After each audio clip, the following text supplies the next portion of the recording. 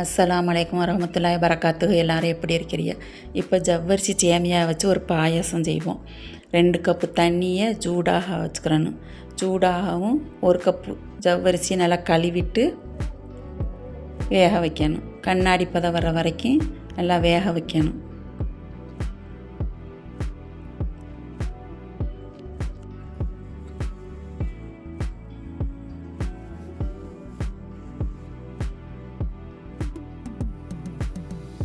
நல்லா வெந்துருச்சு, நல்லா கண்ணாடி பழம் வந்துருச்சு. இப்போ அரை கப் சேமியாவை போட்டு நல்லா வேக வைக்கணும். அதையும் நல்லா வேக வைக்கணும்.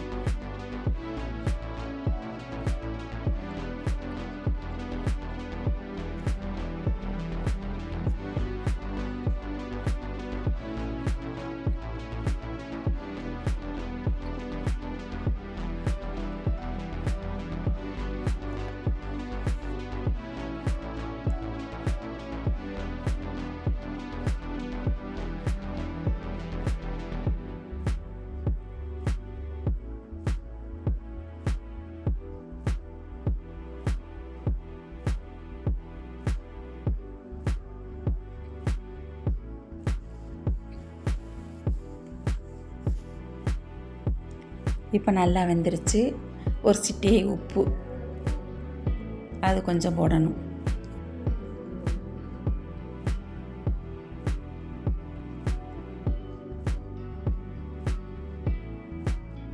போட்டுட்டு பாதி மூடி தேங்காயை பால் எடுத்து அடுப்பை ஆஃப் பண்ணிவிட்டு அந்த தேங்காய் பாலை ஊற்றணும்.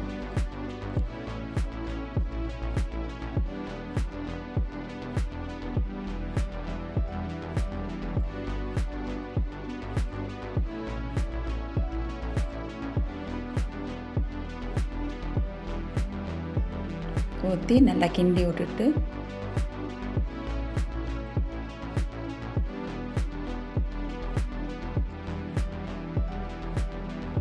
இப்போ முந்திரியா பருப்பு நெய் ஊற்றி முந்திரியா பருப்பு வறுத்து போடணும். 2 ஸ்பூன் நெய் சட்டியை வச்சு 2 ஸ்பூன் நெய் ஊற்றி நெய் சூடாகவும் ஒரு 20-25 முந்திரி பருப்பு போட்டு நல்லா செவக்க விட்டு அதில் தூக்கி அப்படியே ஊற்றிடணும்.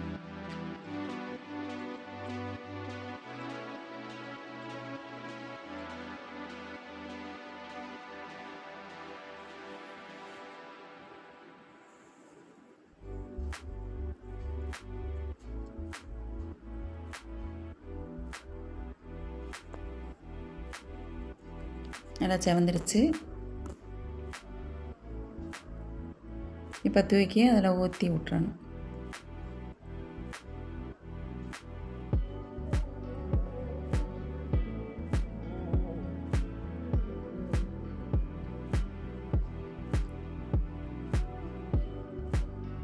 கொஞ்சம் தண்ணியை ஊற்றி அலசி அதையும் ஊற்றி விட்டு நல்லா கிண்டி விட்டுட்டு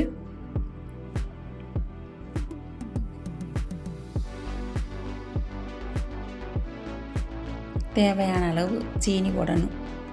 நம்ம தேவைக்கேற்ப சீனியை போட்டு சேவ் பண்ணணும்.